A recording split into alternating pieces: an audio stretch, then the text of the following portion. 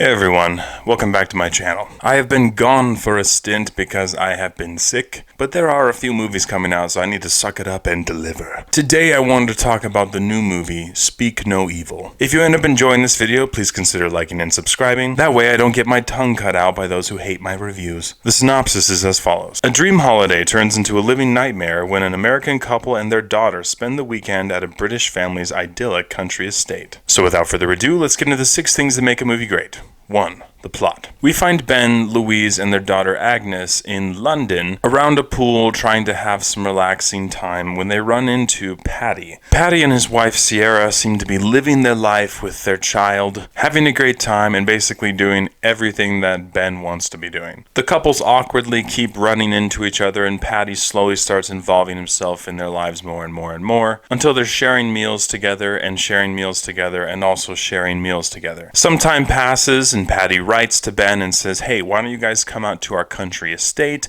and stay a while? It'll be a nice vacation. They decide to do it. They get out there and things start becoming very, very strange. And they realize that this couple that they barely know is a lot more sinister than they ever could have thought. That plot is a decent setup for a psychological thriller, but the way the film felt I could break down into 3 parts. The first half of this movie felt like one really long sequence of them eating together and having a bunch of awkward conversations and interactions.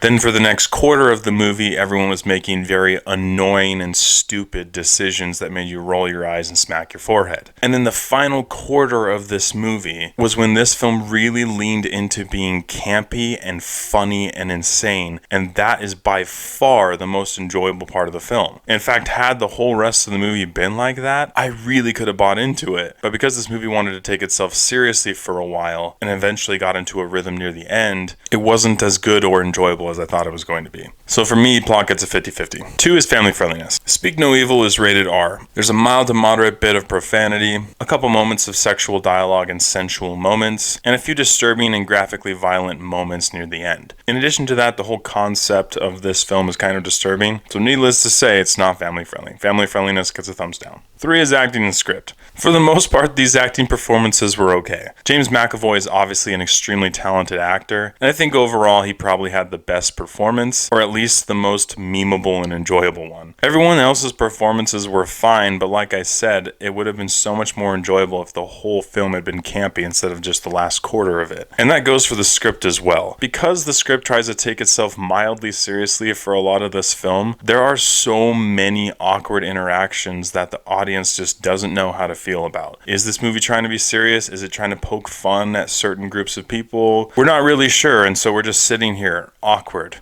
over dinner. I also have to admit that in the relationship between Ben and Louise, there's a lot of weak man syndrome going on, and it didn't really become all that funny until the end of the film where it was clear that everything was supposed to be funny. Everything before that just made it feel kind of cringy. So because of that, for me, acting and script gets a 50-50. 4 is character development. The most character development in this film comes from the relationship between Ben and Louise. As the movie progresses, you get to understand more about their relationship and its complications and all the stuff that's going on, and it works with the plot to try to explain some of the why and carry the story along, but in the grand scheme of things, it didn't end up being that deep. And it's the same with the antagonists. Paddy is certainly a memorable character, but there's not much depth there. And I understand that's not the point of these movies, it just sometimes makes them better if you give them more attention to detail. Overall, it did an okay job, but it wasn't great, so character development for me gets a 50-50. 5 is visuals and CGI. I don't think I saw any CGI. If there was any, it was very minimal. And visually, there wasn't anything amazing to write home about, but there were a couple funny and scary moments here and there, but nothing really stood out to me.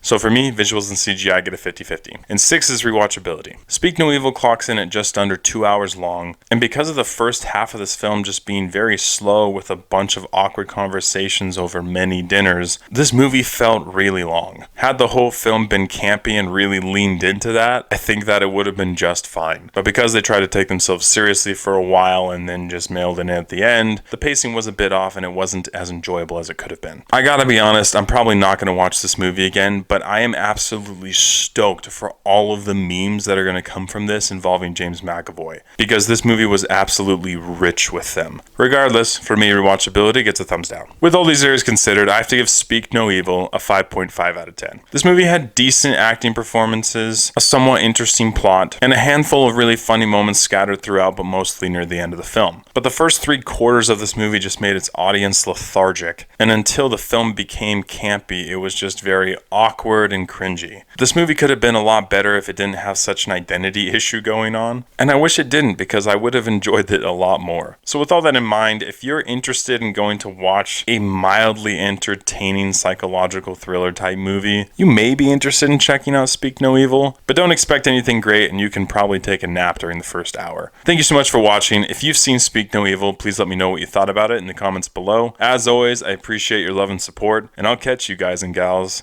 in the next one.